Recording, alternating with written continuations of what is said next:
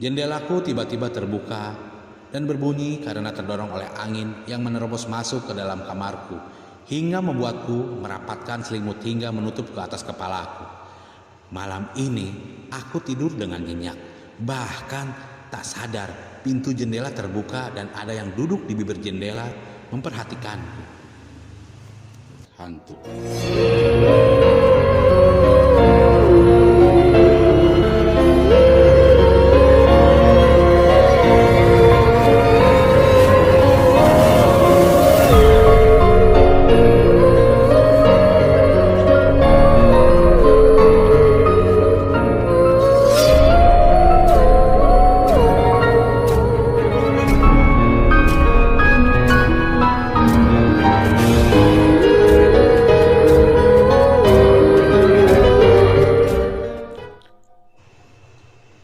Bismillahirrahmanirrahim. Halo, assalamualaikum warahmatullahi wabarakatuh. Apa kabar semuanya? Pasti kalian baik-baik saja. Terima kasih sudah mampir di channel Dongeng Malam.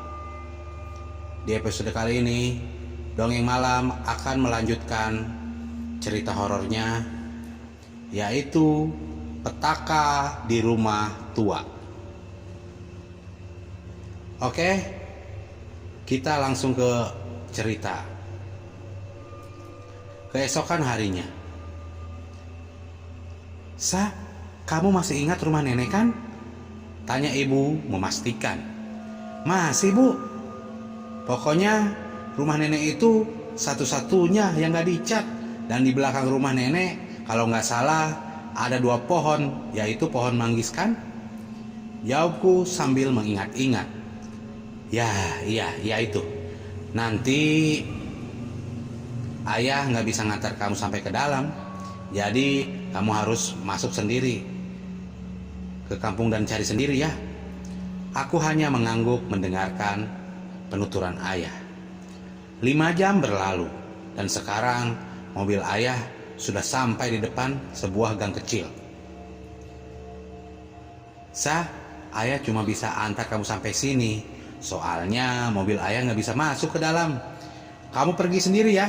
Sampaikan salam ayah buat nenek, oke? Oke ya, Lisa pamit dulu ya. Assalamualaikum. Kusalami tangan ayah dan bergegas keluar dari mobil. Setelah koperku dikeluarkan oleh ayah, aku melambaikan tangan padanya. Aku tertegun beberapa saat memandangi gang yang ada di depanku. Di samping kiri gang ada banyak pohon coklat yang berjejer dengan rapi. Sedangkan di sebelah kanannya ada rumah yang kelihatannya paling besar dari rumah yang lainnya. Tetapi entah kenapa rumah itu terlihat cukup menakutkan. Dengan di dalamnya begitu banyak rumput-rumput liar tumbuh dengan subur. Bahkan jendela yang ada di samping rumah itu sudah hampir tertutup oleh rumput ilalang. Benar-benar tidak terurus. Belum juga masuk, tapi auranya udah gak enak. Aduh, kalau ada hantunya gimana? Oh, tidak. Berpikir positif, Risa. Pikir positif. Zaman sekarang mana ada hantu. Gumamku dan aku menarik napas perlahan-lahan dan menghembuskannya lewat mulutku. Oke, aku gak pengecut. Mendingan sekarang aku cari rumah nenekku dulu. Baru juga mau masuk ke gang, tiba-tiba azan sudah berkumandang, menunjukkan sudah waktunya maghrib. Sepertinya aku kelamaan berpikir. Sudah hampir setengah jam aku berjalan sambil menarik koper yang berat ini, tapi kok rumah nenek gak kelihatan juga. Hampir putus asa, tiba-tiba di ujung jalan aku menemukan persimpangan. Kok ada persimpangan di sini? Perasaan kata ibu, dari gang tadi sampai ke rumah nenek itu lurus aja. Nggak ada persimpangan. Apa rumah nenek udah kelewat ya? Aku terpaku di antara kedua simpangan itu. Mau balik ke belakang bingung. Mau milih antara 2 simpangan ini juga bingung. Sekilas kulihat layar HP-ku. Ternyata sekarang sudah jam 7 malam. Malah dari tadi nggak ada rumah warga satupun di gang ini. Yang ada cuma rumah besar itu di ujung gang tadi. Apa jangan-jangan ayah salah gang ya? Ditambah lagi, Tenggorokanku sudah sangat kering. Dari sini aku mendengar suara air. Kayaknya sungai. Tapi malam-malam gini yakin mau cari sungai. Di tengah hutan kayak gini, mendingan aku nahan haus daripada harus mencari sungai. Nanti malah tambah kesasar. Mau nelpon, tapi sinyal hilang. Padahal kata nenek sinyal di kampung kuat banget. Malah baterai HP mau habis lagi. Ingin rasanya mengutap, tapi takut dosa. Gimana dong? Gak ada orang sama sekali lagi di sini. Perasaanku dulu waktu pulang kampung warga ramai. Apa aku kesasar ya di hutan ya? Wah, ibu mau pulang. Badanku gemeteran ketakutan. Di sini gelap dan dingin. Aku benar-benar ketakutan. Siapapun tolong aku. Risa. Tiba-tiba aku mendengar seorang memanggilku, seperti suara nenek-nenek. Risa. Suara itu semakin terdengar jelas. Tanpa menunggu lama, aku pun mulai mencari di mana asal suara itu.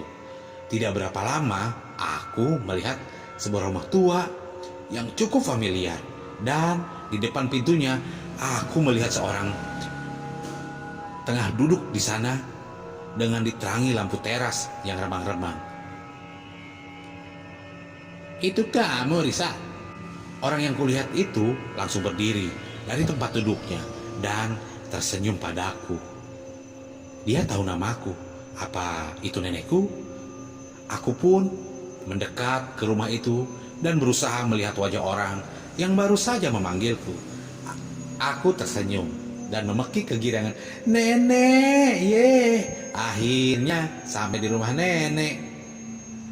Nenek merangkulku dan mencium pipiku, lalu mengusap kepalaku dengan lembut.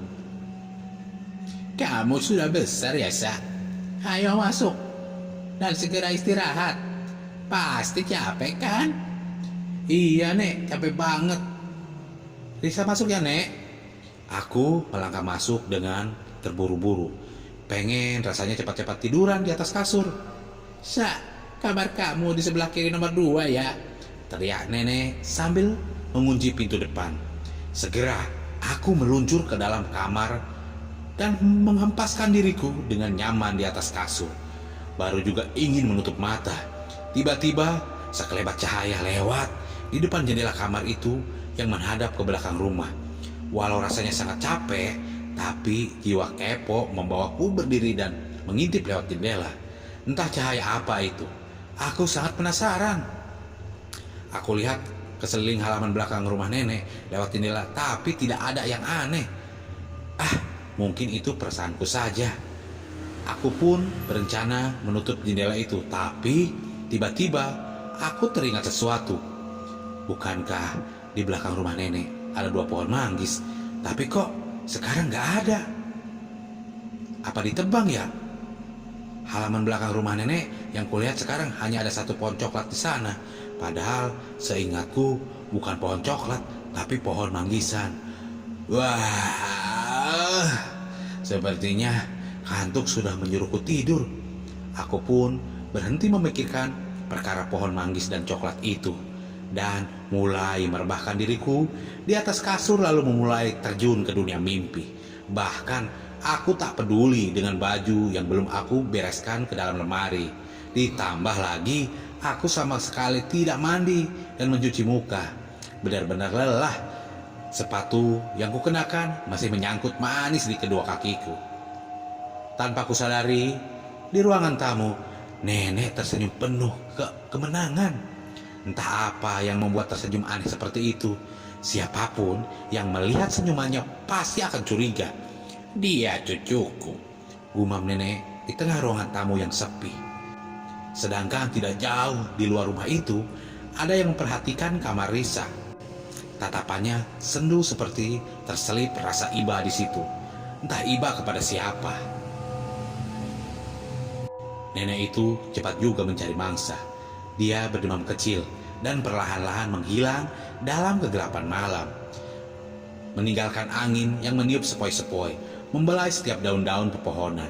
Sesekali terdengar suara jangkrik saling bersaut-sautan seperti paduan suara yang tengah konser di malam hari, memberikan nyanyian tidur kepada manusia yang ada di dekat mereka.